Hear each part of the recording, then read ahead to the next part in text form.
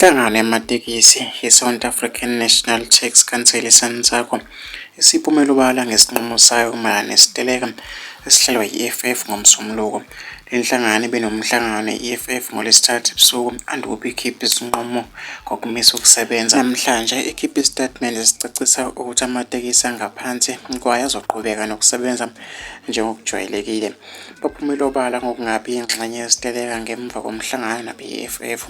uMalema uthi akakazeke abameme abe-SANSACO esitelekeni sabo. uMalema ongumholi we-EFF uthe-ke babe nomhlangano ne-SANSACO ukuze baqinisekise ukuthi bazobe khona abantu abatelekayo ngomsombuluko.